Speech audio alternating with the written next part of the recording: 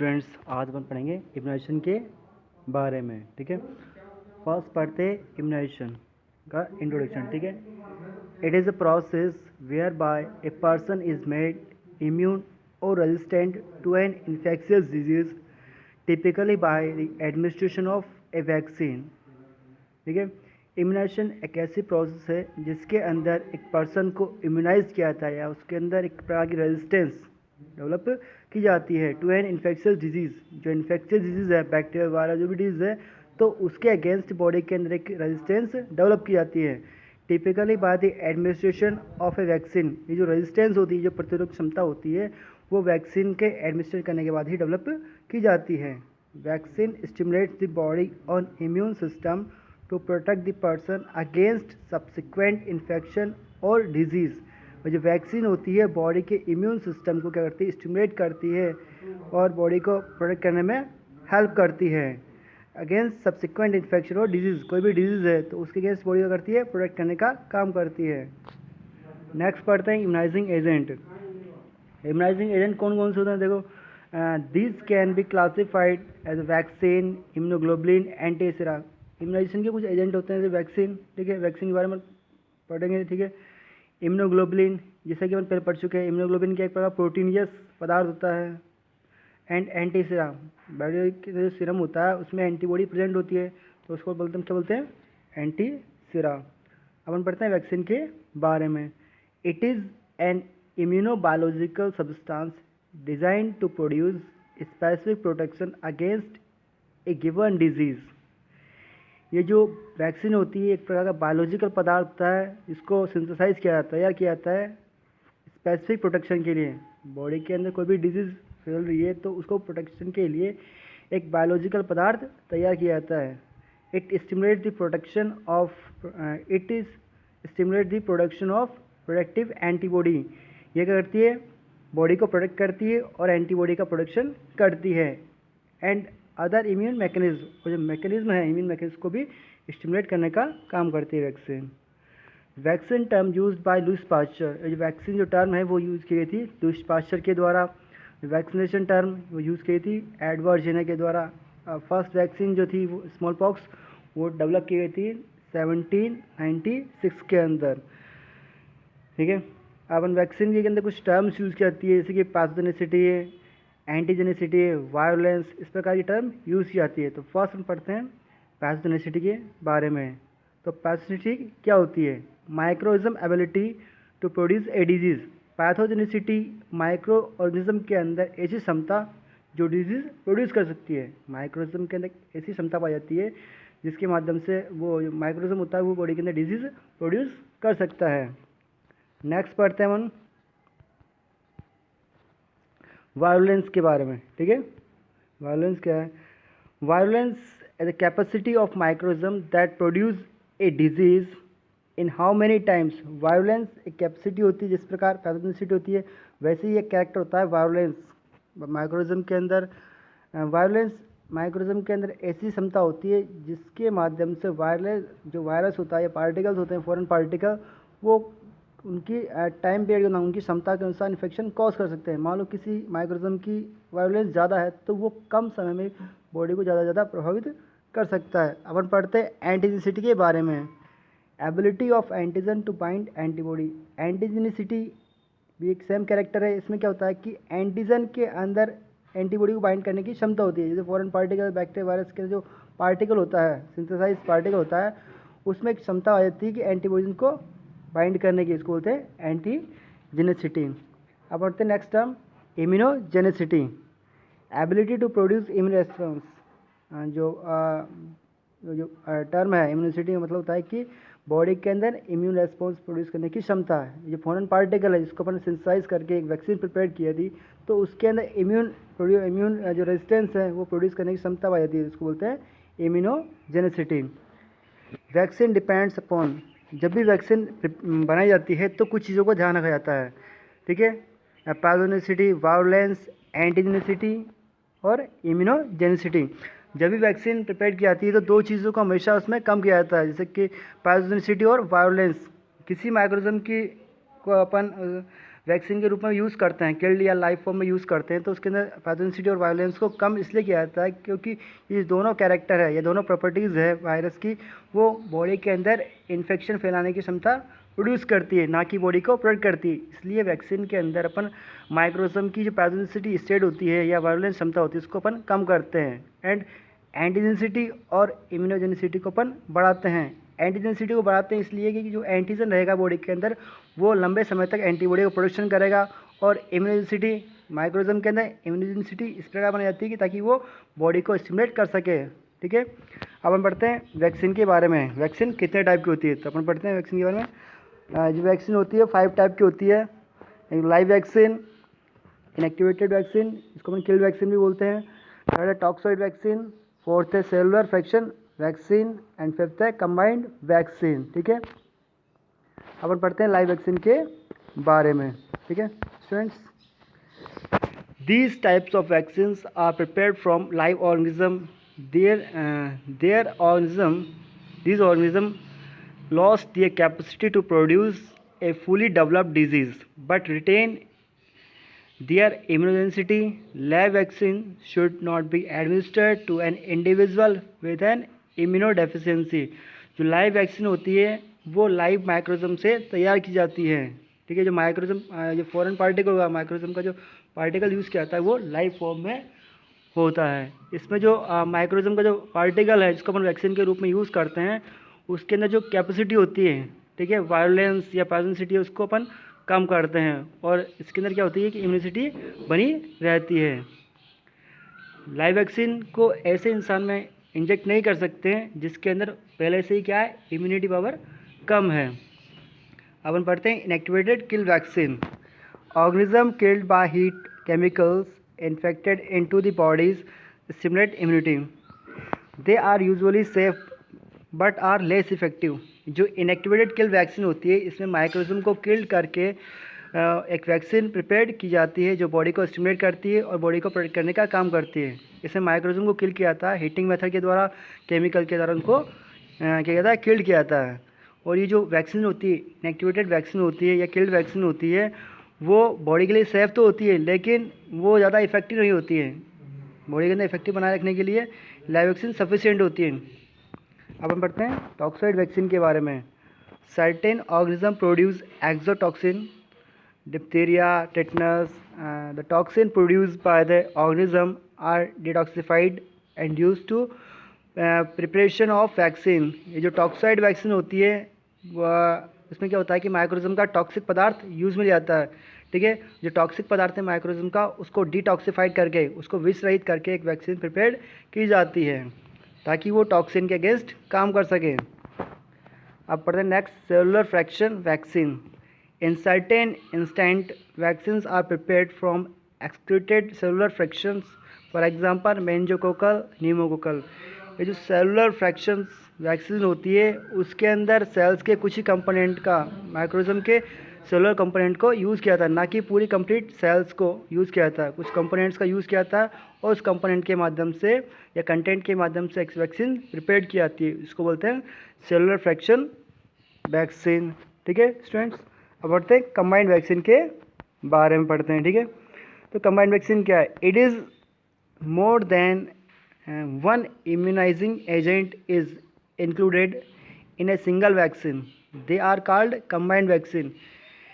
ये जो vaccine prepare किया थी कंबाइंड वैक्सीन, ठीक है, उसमें क्या होता है कि इम्यूनाइजिंग एजेंट होते हैं सिंगल वैक्सीन के अंदर। वो जो वैक्सीन कंबाइंड वैक्सीन का मतलब होता है कि एक ऐसी वैक्सीन जिसके अंदर बहुत सारे एंटीजन मिक्स किए जाते हैं, मतलब कई सारे माइक्रोजम से प्रोटेक्ट करने वाले एंटीजन उसमें मिक्स आते हैं, इसलिए इसको बोलते हैं कंबाइंड वैक्सीन। एक वैक्सीन प्रिपेयर होगी तो उसमें बहुत सारे एंटीजन मिक्स किए जाएँ ताकि वो बॉडी को अलग अलग डिजीज से प्रोटेक्ट कर सकें। The aim of combination vaccine is to simplify administration, reduce cost and minimize the number of contact of patient with the health system. जो कॉम्बिनेशन वैक्सीन है या कंबाइंड वैक्सीन है उसका उद्देश्य ये होता है कि बॉडी के अंदर सिंपली एडमिनिस्ट्रेट कर सकते हैं। दूसरा, इसकी जो कॉस्ट है, अलग अलग वैक्सीन बनाएंगे तो उसकी कॉस्ट भी ज़्यादा होगी। यदि एक ही वैक्सीन अपन ऐसी प्रिपेयर करेंगे जिसमें बहुत सारे एंटीजन हो, मिक्स हो, बॉडी को डिफरेंट टाइप की डिजीज से प्रोटेक्ट कर सके, तो उसकी कॉस्ट भी क्या होगी, कम होगी। और जो मिनिमम अपन जो कॉन्टैक्ट होते हैं हेल्थ सिस्टम्स के एक पेशेंट के साथ जो कॉन्टैक्ट होता है, नंबर ऑफ कॉन्टैक्ट्स को अपन कम कर सकते हैं। कॉम्बिनेशन वैक्सीन में होती है जैसे DPT, DT, MMR, पेंटावेलेंट, इसके एग्जाम्पल है। लाइव वैक्सीन को अपन याद करने कुछ ट्रिक्स होती है, ट्राइज बाय CCMR, कुछ ट्रिक होती है, इसके माध्यम से हम लाइव वैक्सीन को याद कर सकते हैं। जो स्टार्टिंग लेटर दे रखे हैं उसके माध्यम से हम वैक्सीन को याद कर सकते हैं कि कौन सी लाइव वैक्सीन और कौन सी किल्ड वैक्सीन है। ट्राइज, जैसे कि स्टार्टिंग लेटर है टाइफाइड का T, typhoid, influenza, R means rotavirus, endemic typhus, और सेबिन ऑरल पोलियो वैक्सीन जिसको अपन ओरल देते हैं, and BCG vaccine, yellow fever, chickenpox, cholera, measles, mumps, rubella. तो इसको जो वैक्सीन है लाइव वैक्सीन को अपन ट्रिक के माध्यम से भी याद कर सकते हैं। नेक्स्ट टाइम कोई प्रॉब्लम अपन को नहीं होगी। ठीक है स्टूडेंट्स, अब हम पढ़ते हैं किल्ड वैक्सीन के बारे में। किल्ड वैक्सीन को याद करने के लिए एक ट्रिक होती है RIPP। ठीक है, जैसे कि रेबीज़, इंजेक्टेबल पोलियो और प्लेग। नेक्स्ट क्या नाम है वैक्सीन का नाम है पर्टूसिस। ये क्या होती है, किल्ड वैक्सीन होती है। अब टॉक्साइड वैक्सीन कौन कौन सी है, डिप्थीरिया और tetanus, diphtheria toxoid, tetanus toxoid. Now recently start pentavalent and at the palace of DPT and hepatitis B as a pilot project. जो रिसेंटली जो प्रोजेक्ट स्टार्ट हुआ है उसमें कुछ वैक्सीन को इंक्लूड किया है। पेंटावेलेंट, पेंटावेलेंट में बहुत सारी वैक्सीन को या एंटीजन को कंबाइंड किया जाता है। एक वैक्सीन प्रिपेयर्ड है पेंटावेलेंट, उसमें बहुत सारे एंटीजन होंगे, उसमें DPT, DP, diphtheria, pertussis, tetanus, hepatitis, इस तरह के एंटीजन भी इसमें मिक्स किए जाते हैं ताकि एक वैक्सीन को प्रिपेयर किया सके। Pentavalent vaccine contain antigen of 5 disease. जैसा कि मैंने बताया था कि आपको पेंटावेलेंट वैक्सीन होगी, उसमें 5 टाइप के एंटीजन में शामिल होंगे जो 5 डिजीज से प्रोटेक्ट करेंगे। डिजीज़ वही है diphtheria, pertussis, tetanus, hepatitis, Haemophilus influenza और टाइप B। इम्यूनाइजेशन, ये जो प्रोग्राम है इम्यूनाइजेशन प्रोग्राम, उसके बारे में पढ़ते हैं।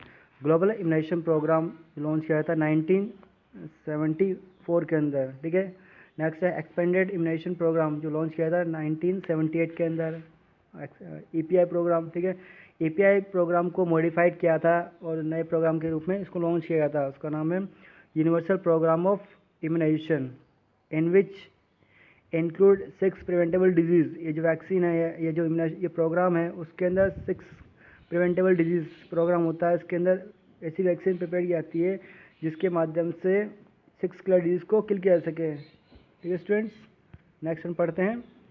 नेक्स्ट स्टार्ट हुआ था मिशन इंद्रधनुष। नेक्स्ट प्रोग्राम था इम्यूनाइजेशन से रिलेटेड मिशन इंद्रधनुष जो लॉन्च किया गया था 25 दिसंबर 2014 के अंदर, हरियाणा के अंदर ये लॉन्च किया गया था JP नड्डा के द्वारा।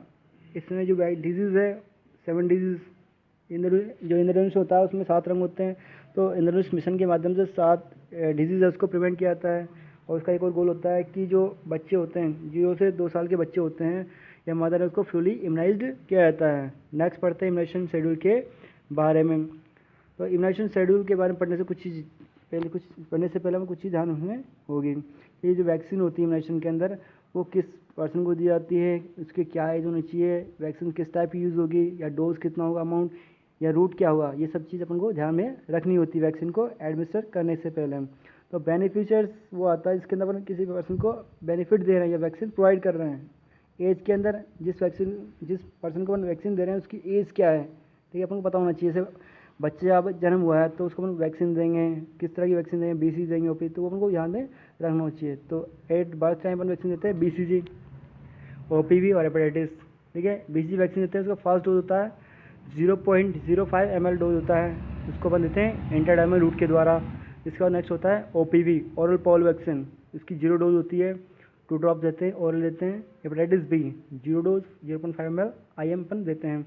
मान लो अपन BCG वैक्सीन को स्टार्टिंग नहीं दे पाते हैं, ठीक है, तो उस वैक्सीन को अपन विदिन 1 मंथ के अंदर या 1 ईयर के अंदर दे सकते हैं, लेकिन उसका जो अमाउंट होगा वो चेंज हो सकता है। यदि अपन एट बर्थ पे नहीं दी तो उसका जो अमाउंट होगा बाद में 6 वीक पर वो होगा 0.5 ml होगा, या फिर कितना हो जाएगा 0.1 ml हो सकता है। नेक्स्ट 6 वीक पे दी जाने वाली वैक्सीन है पेंटावेलेंट। पेंटावेलेंट जो वैक्सीन होती है 5 डिजीज़ को कवर करती है, 5 वैक्सीन को कवर करती है, जैसे diphtheria, DPT, hepatitis B, Haemophilus influenza. ये सारी पेंटावेलेंट में इंक्लूड है। इसकी फर्स्ट डोज देते हैं 6 वीक पे, इसका जो अमाउंट होता है 0.5 ml होता है, IM पर देते हैं इसको। इसके अलावा 6 वीक पे और वैक्सीन जाती है, इसका नाम है OPV फर्स्ट डोज। स्टार्टिंग में अपन ने इसकी 0 डोज दी थी, 8 बात पे कौन सी डोज दी थी, 0 डोज। इसके बाद है फर्स्ट डोज होगी OPV की 2 ड्रॉप्स होगा ऑरली। इसके बाद देते अपन 6 वीक के अंदर ही IPV injectable polio, first dose amount होता है 0.5 ml इंट्राडर्मल देते हैं।